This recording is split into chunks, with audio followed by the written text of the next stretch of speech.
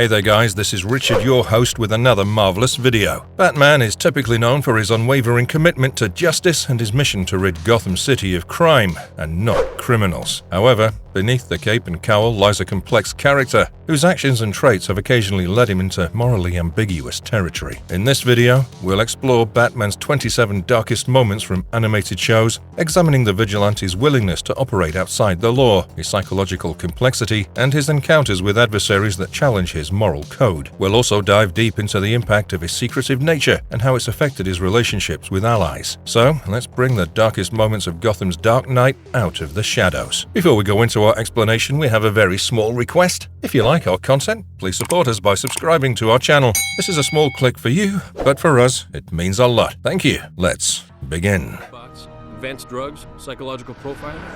No way Star Sapphire came up with this on her own.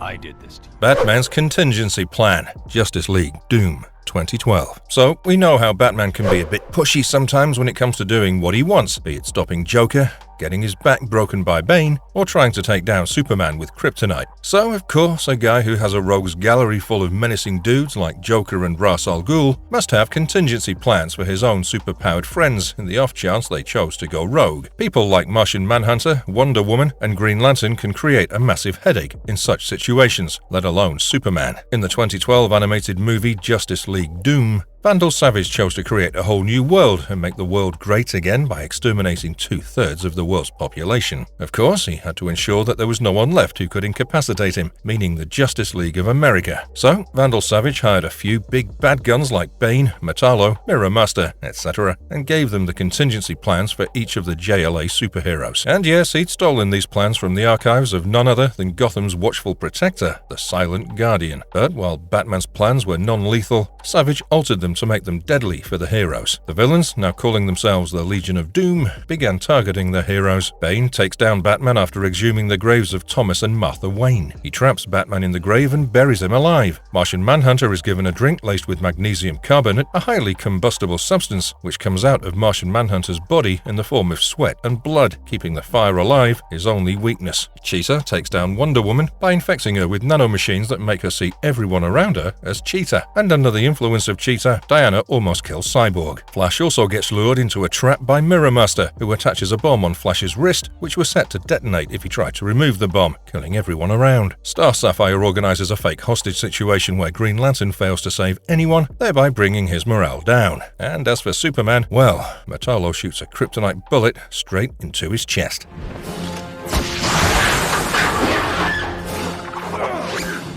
Red Hood vs. Batman. So, Batman. Death in the Family is quite a unique animated short film in the sense that it's interactive in nature, and we don't get to see a lot of those. Anyway, that's not what we're here to talk about. So, in the film, Jason Todd, aka Robin, becomes quite violent in his crime-fighting duties, which infuriates Batman, who has a certain code he lives by. He doesn't want to end criminals, but crime itself. Angered by Batman's decision, Jason decides to leave his side, and he leaves Gotham itself. However, fate sometimes plays a cruel joke on people, especially if it's superheroes with dark pasts. So, Batman and Robin meet once again in Bosnia, where they were trying to stop Ra's al Ghul and Joker from carrying out one of their sinister plans. Batman stops the men of Ra's al Ghul, but Robin gets captured by Joker. Unfortunately for Robin, the Clown Prince of Crime beats the crap out of Robin and leaves him to die in a warehouse that was rigged to explode. Robin dies, and Batman knows that it was Joker that killed him. However, Robin is brought back by Ra's al Ghul, who was ridden with guilt. Ra's al Ghul uses the Lazarus Pit to bring the boy hero back, and now Robin takes the mantle of Red Hood, a violent man with the goal of eliminating Batman and Black Mask. In the meantime, Batman had captured Joker and puts him in Arkham Asylum, but Robin has Joker released and takes him into his own custody. When Batman arrives at the scene, Robin gives Batman a choice between killing Robin or the Joker. Of course, Batman finds a way to kill no one, which ensures that Batman wins, but all three of them lose. You see, Robin was greatly affected by the fact that Batman couldn't avenge him by killing Joker, someone who killed Robin, someone who filled entire graveyards with corpses, someone who'd hurt their friends. But most of all, Joker was the one who really ensured that Batman and Robin became separated. But the Caped Crusader's moral code was stronger than his inner demons. He couldn't bring himself to kill the Joker, even if it meant that Joker continued to kill Batman's friends, family, and other innocent civilians. They only want me dead because I'm an embarrassment. Because I do what they can't. Batman almost killed Superman, just to prove a point. In Batman The Dark Knight Returns, Bruce Wayne has to take the mantle of Batman once again after 10 years because of an increasing level of crime all across the United States of America, including Gotham. Tired of watching things happen from a distance, he takes things into his own hands once again. But things are different now that Batman is no longer a friend of the government, and the president himself orders that Batman should be stopped. One thing leads to another, and Gotham becomes the safest city in the US while the rest of the country finds itself in a crime epidemic. Superman, who'd become a government agent in return for being allowed to secretly help people, was asked by the president to capture Batman. Despite realizing that disregarding Batman for all these years had been a bad choice, Superman asks him to stand down. But Batman was done with all that. Well aware of the might of his adversary, the 55-year-old Batman donned an extremely powerful exosuit and used several of his tactics to even the odds of the fight. Furthermore, he had help from the likes of the new Robin named Carrie Kelly and the ex-superhero Oliver Queen. Previously, Superman had to endure the full brunt of a nuclear explosion, and he didn't even have sunlight to recharge his cells. So Batman made use of these things to his advantage. Lastly, he had Oliver Queen shoot an arrow charged with synthetic kryptonite that weakened Superman, turning him mortal and killable. Batman beats Superman down to a pulp, but doesn't kill him. In the end, he reminds Superman that he could have killed him at any given moment, but chose not to. So, that's just how badass Batman can be. No vanishing act this time. No!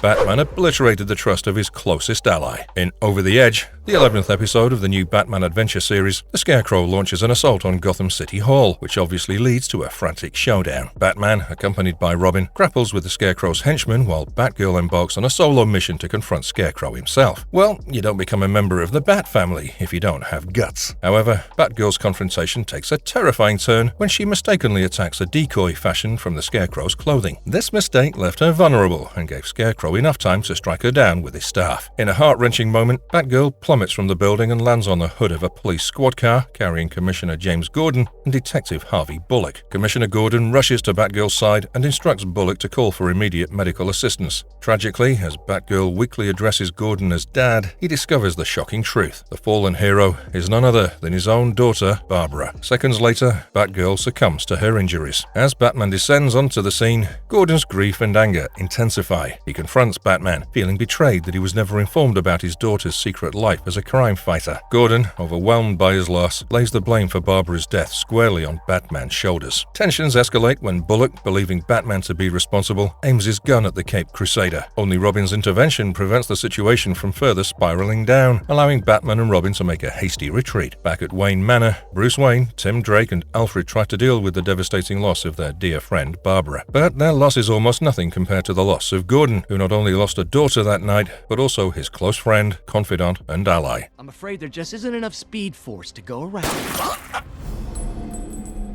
Batman kills Eobard Thawne, aka Professor Zoom. In DC's 2013 movie Justice League: The Flashpoint Paradox, which I must admit is nothing short of a gem, Batman ends up breaking his moral code, which he sought to safeguard since the beginning of his time as the Caped Crusader. You see, Batman has, on numerous occasions, even stopped his allies from killing criminals, believing that they still have a chance to be saved, and they can still maybe contribute to society in a productive manner. But what about a time when the society itself is at risk? What about a time on a situation when the entire world's population is at risk because the Atlanteans and the Amazonians have picked up weapons against each other? That would become something like Heath Ledger's Joker said about himself and Batman, a clash between Atlanteans, the people of Aquaman, and the Amazons, the people of Wonder Woman, would be like an unstoppable force meeting an immovable object. The collision's repercussions would annihilate civilizations. That's exactly what was at stake in the movie, and Batman knew that Professor Zoom's death was needed to save the world in that timeline. So, Batman ended up shooting Professor Zoom straight in the head. Now, Zoom managed to prolong his death for weeks using the Speed Force, but that's another story altogether. I am Clayface. Life and death of Annie. In the dimly lit streets of Gotham, a young girl wandered alone when a violent biker gang tried to attack her. Just as despair seemed to tighten its grip, Robin, the boy wonder, interrupted and chased the gang away with ease. As the dust settled and the danger ebbed away, Robin turned his attention to the trembling girl. She appeared lost and confused, unable to recall even her own name. Robin felt an immediate sense of compassion and protectiveness, but before he could offer comfort, she bolted in panic, vanishing into the shadows. Robin wanted to look for her, but the bat signal demanded his attention, and he left for Gordon's office to meet Gordon and Batman. At Commissioner Gordon's office, Robin was still thinking about the mysterious girl. Yet Gordon had urgent news for Batman. A formidable new criminal had come to Gotham, a colossal figure endowed with superhuman strength, possibly enhanced by chemicals. Robin wanted to talk about the girl with Batman, but the Dark Knight prioritized the new criminal's investigation. Robin was feeling frustrated, but he had to answer duty's call. However, as fate would have it, passing a bus station, he found the girl standing aimlessly. He donned his costume and went to the girl, but she burst into tears and asked her not to help him because her father was a dangerous man. Robin asked the girl her name, but she seemed to be suffering from memory loss, so Robin simply named her Annie. It wasn't before long that Annie sensed danger, and not long after, a colossal figure emerged from the shadows. This was the same guy whom Gordon was talking about, but he was also Annie's father. The man tossed Robin aside and advanced toward Annie. Determined to protect her, Robin tried to fight the monster, but he was a sink for incoming damage. It could have been Robin's last fight, but Batman intervened and the huge man ran away. Batman and Robin chased him, but he seemed to have disappeared into thin air. Later, Batman examined the mud samples he'd retrieved from the man's shoes and found out that it was Clayface. However, Robin had left to find Annie once again and found her in one of the shelters for the homeless. The two kids tried to piece together memories from her past. The two of them bumped into Clayface, who reveals that Annie is nothing but the remnants of himself. He'd created Annie from his clay flesh so that she could explore the city and report to him, but the girl forgot who she was. Annie chose to protect Robin at any cost, throwing herself at Clayface. In a heart-wrenching moment, she was reabsorbed into the monstrous mass. Overwhelmed by grief and rage, Robin sought vengeance, nearly killing Clayface with a corrosive solvent, but Batman intervened just in time and prevented Robin from becoming a murderer. But Annie was gone forever, and there was nothing Robin could do about it.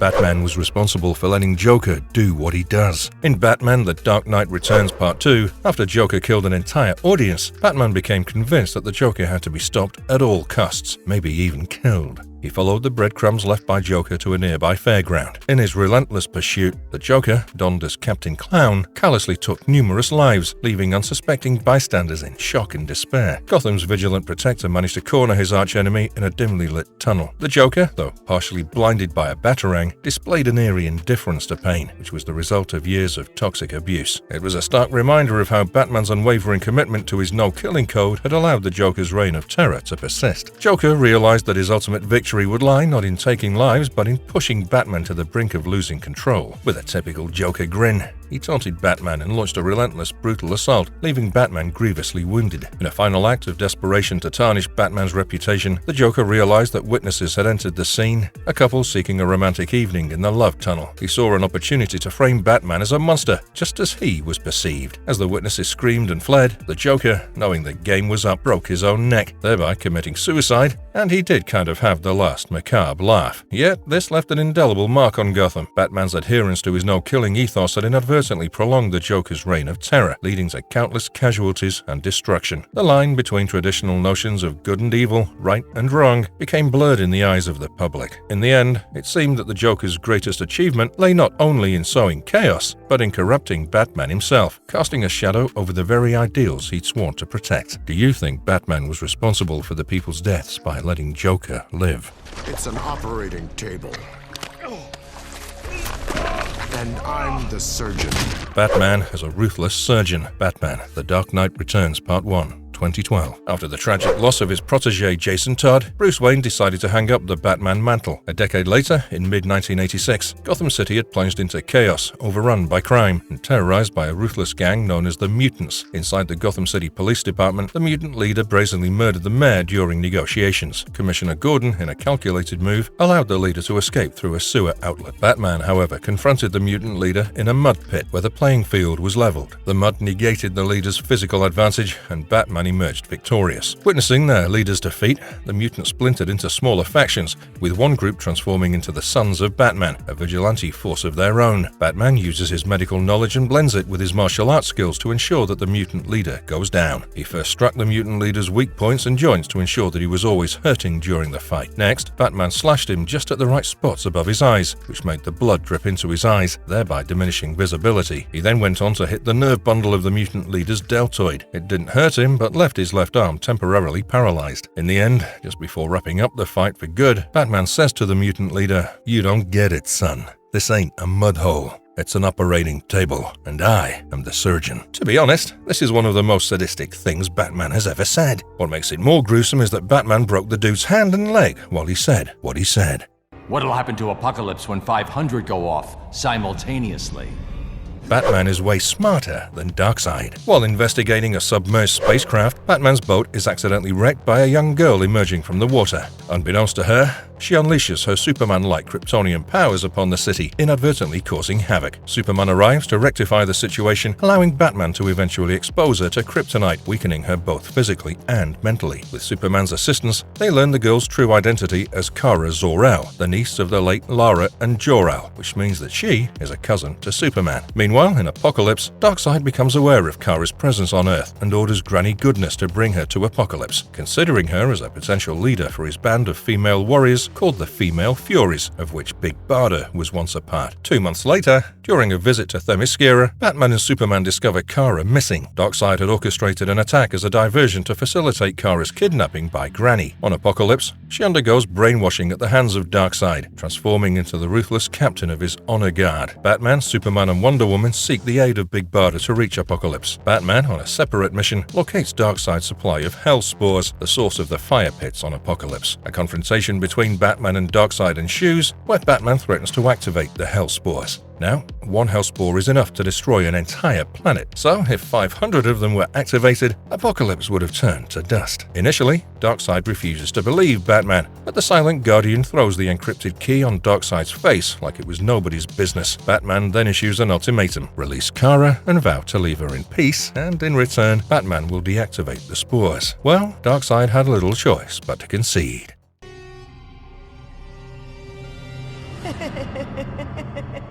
Tim Drake transforms into the Joker. In Batman Beyond: Return of the Joker returns after being dead for over 4 decades. It all began when Nightwing, Dick Grayson, left Gotham City for Bloodhaven, leaving behind the mantle of Robin. The Joker and Harley Quinn seized the opportunity to abduct Tim Drake, who had taken up the role of Robin, subjecting him to 3 weeks of torture and brainwashing in the abandoned Arkham Asylum. Their goal was to uncover Batman's most closely guarded secrets. Batman and Batgirl, Barbara Gordon, ultimately located Tim, but not before his mind had been profoundly altered by the Joker's twisted chemicals. The confrontation that ensued turned Tim against the Joker, resulting in the Clown Prince of Crime's demise. Tim, however, suffered a devastating mental breakdown. A year later, with the help of Leslie Tompkins, a trusted friend of the Wayne family, Tim managed to regain his mental stability. Yet, Bruce held himself accountable for Tim's harrowing ordeal and compelled Tim to retire from crime fighting. Their relationship strained, and Tim chose to carve out his own path in life, severing ties with Bruce. Fast forward to the present day,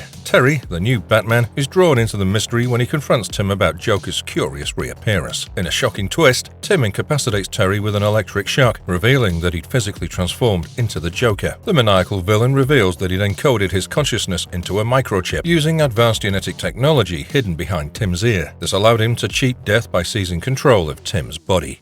You may live forever, Grand Walker, but your mad dream dies now. Mr. Freeze froze Grant Walker and himself beneath in the ice forever. At Oceania, the infamous theme park mogul Grant Walker sought immortality by enlisting Mr. Freeze's help. Walker revealed that Freeze's condition had effectively halted his aging, making him nearly immortal. Desperate to continue his work, Walker implored Freeze to recreate the accident that had granted him his condition. Initially, Freeze declined, deeming his state unsuitable for any man. However, Walker revealed that Freeze's wife, Nora Freeze, is alive and in suspended animation. Freeze agreed to aid Walker in exchange for Nora's restoration. Batman and Robin arrive in Oceania, only to be captured by Walker's robotic enforcers alongside Mr. Freeze. Freeze, in a painstaking process, replicated the accident for Walker, transforming him into a cybernetic being like Freeze himself. As Walker prepared to enact his plan to kill billions of people, Batman appealed to Freeze's sense of morality and underscored the consequences of Walker's actions. Torn by this moral dilemma, Freeze released the dynamic duo. Together, they launched an assault on Walker's command center, disabling robotic workers and encasing the consoles in ice. Freeze imprisoned Walker in a frigid wall, and as a warning, he initiated a broadcast instructing the island's inhabitants and Walker's scientists to evacuate. With a final act of self-sacrifice, Freeze set the cannon's main power core to overload, triggering a cataclysmic chain reaction. Oceania succumbed to the relentless advance of ice and destruction. Despite Batman and Robin's pleas for Freeze to flee, he remained steadfast by Nora's side. In a desperate move, Freeze throws Robin below the neck, compelling Batman to rescue his partner instead of pursuing Freeze. As they made their escape, the island's power core exploded, destroying Oceania. Walker regained consciousness, trapped in a block of ice at the bottom of the sea, forever encased in the unforgiving embrace of his newfound immortality. He screamed at the realization that, within the ice, no one can hear you scream. This trick's for the grown-ups. The Joker planted a bomb at a children's party. During Mayor Hill's speech at a construction site, a pair of criminals disrupt the event, prompting Batman's intervention. After subduing the criminals, Mayor Hill resumes his speech, criticizing lawbreakers, including Batman, drawing comparisons that enrage the Joker. Observing this from his hideout, the Joker conceives a revenge plan against Mayor Hill, triggered by Hill's promise to make Gotham as safe as his own mansion. The Joker decides to test the mansion's security personally. The mayor's son, Jordan, hosts a media-driven birthday party at the mansion. Feeling neglected, Jordan seeks solace in magic tricks. When Jekko the Clown, a magician and jokester, arrives as the party's entertainment, Jordan's interest is piqued. He inquires about becoming a magician, and Jekko playfully advises him to run away, find a great magician, and steal their act. Jordan requests more magic tricks, but his father insists he greets the guests, leading to an argument. As Jekko departs, he plants a large sparkler candle on the birthday cake, which is actually a disguised stick of dynamite. Bruce Wayne, noticing the Joker's face on the candle, senses danger and knocks the cake into a pool just before the bomb detonates harmlessly underwater.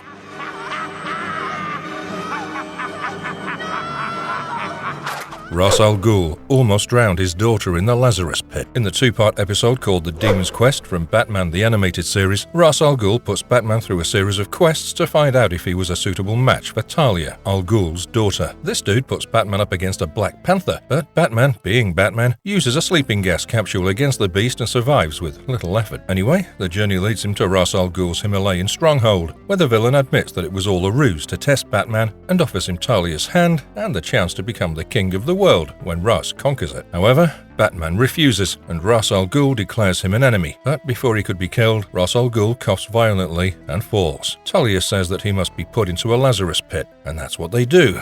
But upon waking up, Ra's al Ghul goes through a small bout of insanity. He picks up Talia and is about to throw her into a pit, which would prove fatal for a healthy person. However, Batman saves Talia. However evil he might be, the old man did love his daughter a lot, and if he'd carried on with killing Talia, it would have become one of the darkest moments in Batman history, even by Ra's al Ghul standards.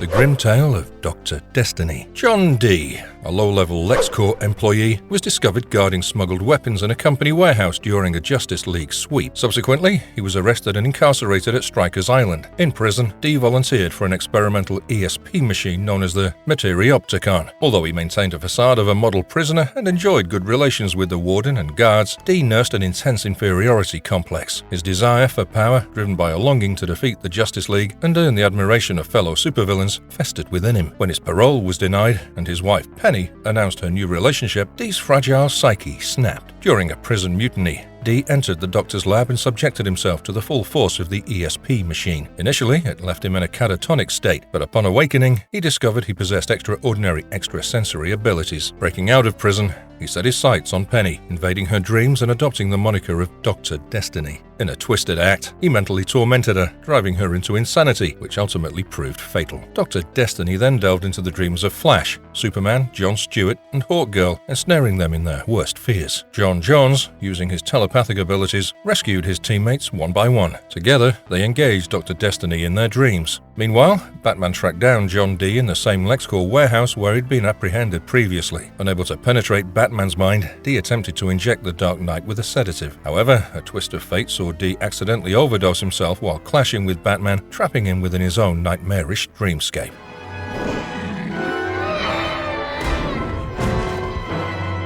The Tale of the Man-Bat. The Man-Bat Serum, developed by Dr. Kirk Langstrom, was a nightmarish concoction that fundamentally altered human genetic structure, transforming individuals into terrifying hybrids, part human, part bat, known as Man-Bats. This mutation caused a loss of rational thought and an unleashing of primal, animalistic instincts, except in cases of extreme mental shock. During the transformation, those affected gained enhanced stamina and the ability to take flight. Dr. Langstrom's father-in-law, Dr. March of the Gotham Zoo, further refined the serum to heighten the recipient's hearing sensitivity, including the development of echolocation, an ability exhibited only by the second Man-Bat. The origins of the Man-Bat Serum trace back to Emil Dorian's initial creation, later modified by Langstrom to incorporate bat-like genetic traits. The first recipient of the serum was Dr. Langstrom himself. Consumed by the creature's influence, he relentlessly sought the chemicals required to make his transformation permanent. In his quest, Langstrom clashed with Batman, who eventually subdued him. Batman, with the help of Alfred, worked on a method to purify the bat DNA and eliminate the harmful chemicals. This procedure successfully reverted Kirk Langstrom to his human form, reuniting him with his wife, Francine. The second Man-Bat was revealed to be Dr. March, who continued his bat experiments, driven by an obsession with the idea that humanity faced an impending evolutionary upheaval. In fact, Francine also got infected at one point and transformed into the she-bat, only to go on a destructive rampage. Years later, Terry McGinnis fell victim to forced splicing by Abel Cuvier, who used an excessive dose of vampire bat serum to mutate him into a feral creature reminiscent of the original Man-Bat. Terrified and losing control, Terry returned to the Batcave, seeking help but ended up attacking Bruce.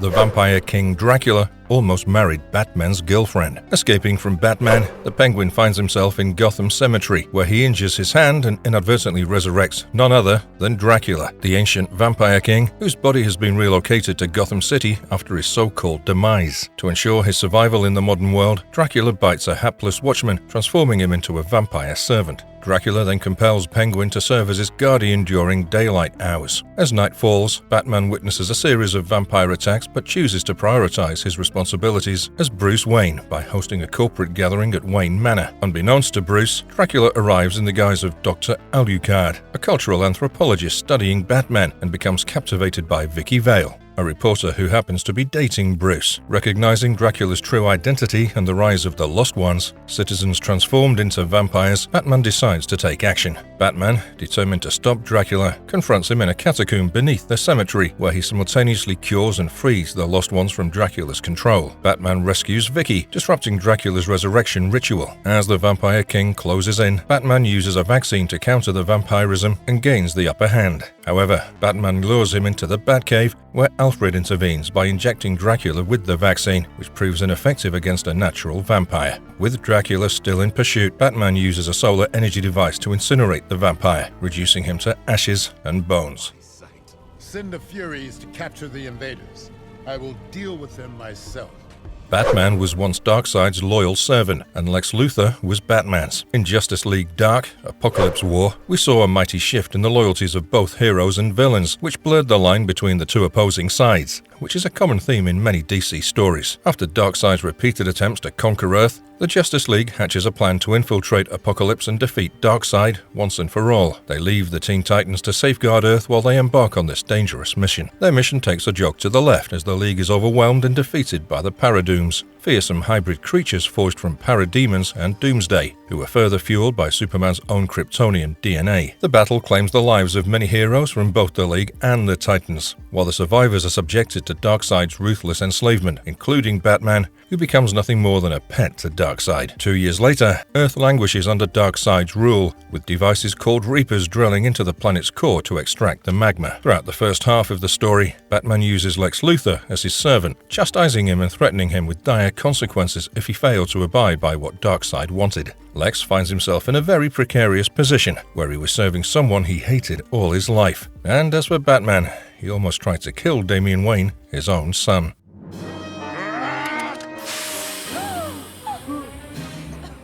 Penguin has his heart broken. Penguin was back to his old criminal ways, this time targeting a museum and showing an unusual fascination for a painting of ducks by John James Audubon. Batman promptly intervened, thwarting Penguin's plans once again. Upon his release from prison, Penguin hoped for a warm welcome from Gotham's elite, but the reality was harsh. Instead of a grand reception, he found himself on a bus with ordinary people and an impolite driver. Veronica Vreeland, whose social standing had also taken a hit, was determined to regain her status. Inspired by a news article about Penguin's release and Pierce Chapman's suggestion of throwing a memorable party, she decided to invite Penguin, hoping it would boost her reputation. Their restaurant outing turned into a spectacle as Penguin's eccentric behavior behavior drove other patrons away. Despite her ulterior motives, Veronica assured Penguin of her genuine interest in him, making him believe he was respected. A group of thugs tried to mug them later, but Penguin defended them with his umbrella. Batman arrived and, mistaking Penguin for the thugs' leader, joined the fray. But Veronica set the record straight. During an opera performance, Penguin's singing irritated Veronica, yet she tolerated it, and observing their relationship, Bruce Wayne began to feel sympathy for Penguin. At Veronica's party, Penguin's attempts at refined banter fell flat with the guests. While Pierce found it amusing, Veronica started feeling guilty about her actions. When Penguin overheard their cruel discussion, he felt betrayed and enraged. In a fit of anger, he used knockout gas, abducting Veronica despite Bruce's intervention. Penguin's heart, already wounded by a rejecting world, was further broken by those he had trusted.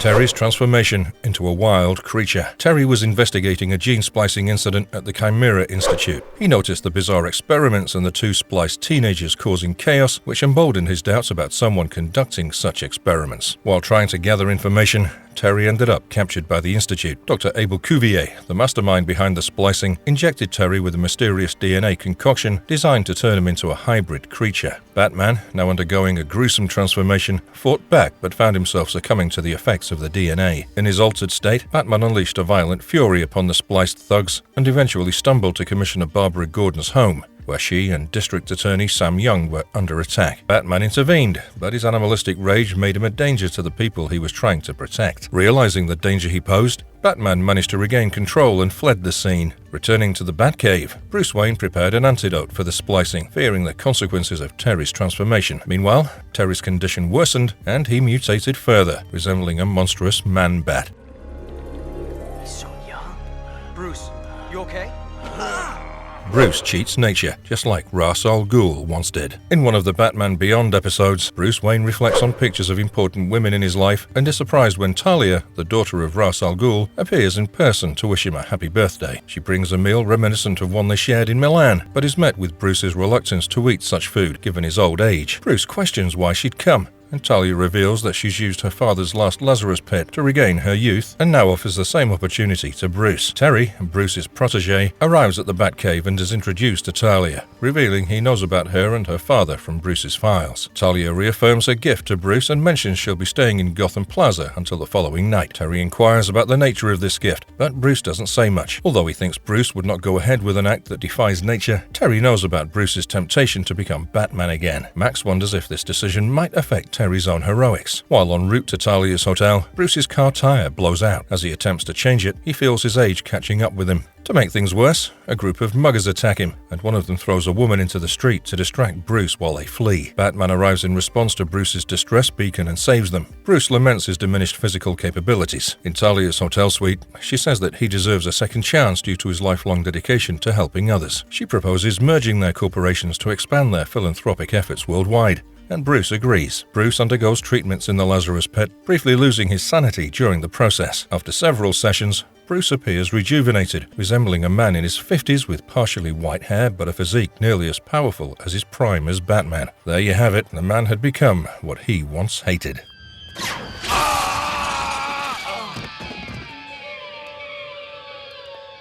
Ra's al Ghul possesses his daughter's body. Later, Bruce Wayne hears Ra's al Ghul's distinctive voice coming from a room and forcibly enters, only to find Talia seemingly alone. Bruce demands to know Raz's whereabouts, and Talia reluctantly discloses the secret that Ra's al Ghul's voice and soul now reside within her. Ra's al Ghul, now inhabiting the body of his own daughter, explains that following their previous encounter, his own body was too damaged for the Lazarus Pit to restore. To avoid death, he urged Talia to make the ultimate sacrifice by offering her body. Ra's had developed a technology allowing him to transfer his consciousness into another host, initially limited to those with close genetic matches. However, Ra's has since refined the technology to eliminate this restriction and identified Bruce as the ideal candidate for his new vessel. The entire elaborate plan was designed to prepare Bruce's body for this purpose. Ra's also reveals that the roadside incident involving a tire blowout and muggers was orchestrated. After the successful transfer, Ra's intends to reappear in Gotham, claiming to be the long-lost son of Bruce and Talia, thus inheriting Bruce's wealth and company.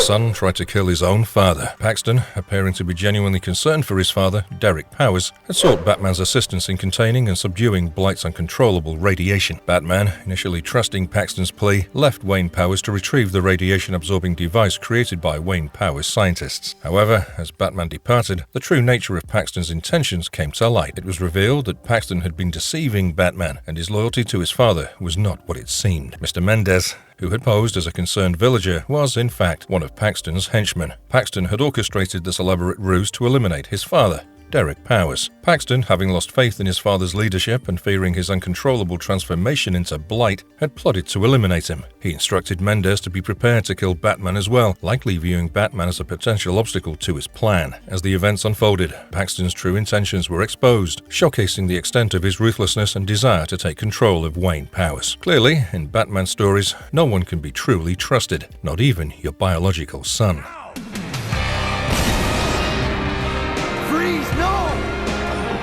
Freeze sacrifices himself again. At the Gotham docks, Batman discovered a group unloading radioactive waste into a barge. Batman, concealed from sight because of his stealth mode, quickly incapacitated them and learned of Derek Powers' involvement from a crew member's phone. Meanwhile, Powers' deteriorating condition forced him to abandon a negotiation. In his laboratory, Dr. Stephanie Lake proposed a risky procedure to transfer his consciousness into a healthy body. The test subject was Mr. Freeze's preserved head. The procedure succeeded, granting Freeze a new body. He vowed to make amends and established an organization funded by his legitimate holdings. So, yeah, the guy had good intentions, more or less. However, his condition regressed due to a mnemonic agent in his DNA. Dr. Lake, in collusion with Powers, betrayed Freeze, forcing him to flee with his life. But he was not someone who let go of such acts. So Freeze returned seeking revenge and covered Wayne Powers in ice. Of course, as one would expect, Batman confronted Freeze, but the young hero was unaware of Powers' transformation into Blight. A battle ensued, and Freeze intervened to save Batman by blasting Blight out of the building. With the facility collapsing, Freeze blocked Batman's rescue and sacrificed himself to stop the system overload. Powers survived, but remained radioactive. Terry mourned Freeze, realizing his potential for redemption and maybe even salvation. Bruce acknowledged that Terry had been right about Freeze's core goodness, which was the underlying theme of the episode, the complexity of redemption and sacrifice.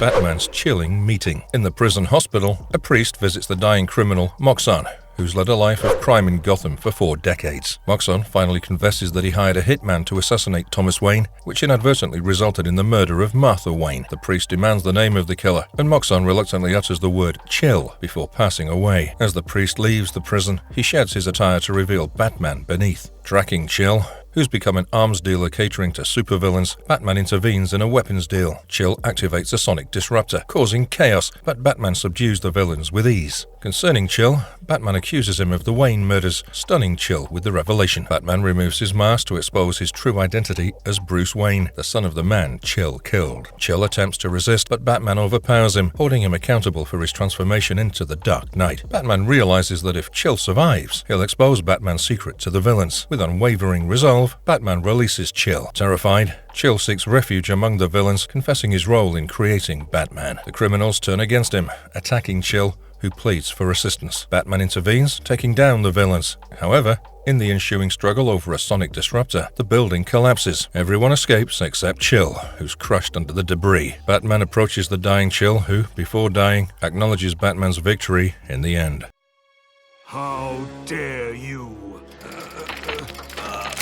When Superman tried to become king of Gotham and almost broke Batman's head. In Metropolis, Jimmy Olsen pretends to be terminally ill in an effort to uncover Superman's secret identity. Superman quickly sees through the ruse and departs to address a museum robbery. Batman, who's been pursuing a jewel thief along the eastern seacoast, is already on the scene. Lex Luthor emerges from the museum, holding Lois Lane hostage. Lois takes matters into her own hands and inadvertently triggers the vehicle's malfunction. Surprisingly, Batman rescues her, while Superman subdues Luthor, leading to a surprising partnership between the two heroes. Later, Lois receives a red jewel necklace from an anonymous admirer, while Jimmy receives a signal watch made of the same material. The Toyman launches an attack on Metropolis, prompting Lois and Jimmy to report on the situation. As Superman confronts the threat, he suddenly undergoes a disturbing transformation, becoming ruthless and aggressive. He nearly kills the Toyman, but Batman intervenes in time to save the villain. Superman subsequently goes on a destructive rampage, causing havoc in Metropolis. Batman investigates the situation and discovers that both Lois Lois and Jimmy received red kryptonite gifts before Superman's transformation. As Superman continues his rampage, Batman deduces that red kryptonite is responsible for his erratic behavior. The substance causes unpredictable transformations in Superman, lasting for 24 hours. Superman proclaims himself the king of Metropolis, capturing the mayor and demanding tribute from the city's citizens. Lois and Jimmy lead a resistance, but their efforts are futile as they're blown away by Superman's super breath. Batman confronts Superman in an exosuit, but Superman crushes Batman's helmet and would have crushed his skull had the red kryptonite's effects not worn off.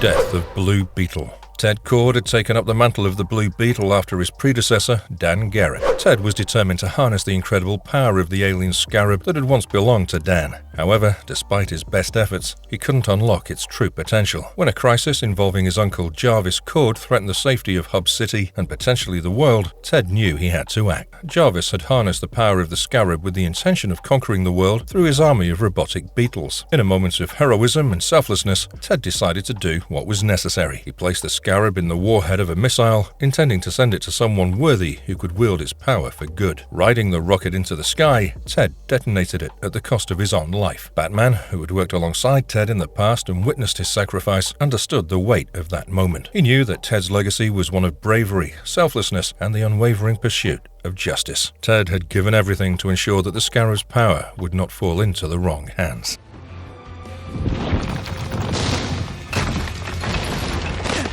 Death of Batman and Catwoman. After a long and storied career as the Dark Knight, Bruce Wayne retired from his role as Batman, passing on the mantle to his successor, Dick Grayson. Bruce had found happiness with Selina Kyle, also known as Catwoman, and they had a son together, Damian. Bruce remained committed to the idea of training Damian as a potential heir to the Batman legacy, should the need ever arise. Tragedy struck when a new villain, JJ Joker, the son of Joker, came to Gotham. Bruce and Selina found themselves facing this new threat, initially dismissing him as a mere impersonator. However, JJ proved to be a formidable adversary, and Bruce's advancing age began to show its limitations as he fought against the new generation of evil. As the battle raged on, Dick Grayson, the current Batman, arrived at the scene to assist. But JJ triggered a series of explosions, setting the Batman Museum on fire. In the midst of the chaos, Bruce and Selina were caught in the rubble of the collapsing museum. Dick and Damian tried desperately to rescue them, but as the fires closed in, Damian was pulled to safety first. Tragically, the museum exploded, and Bruce and Selina perished, leaving their young son Damian orphaned and devastated, much like his father.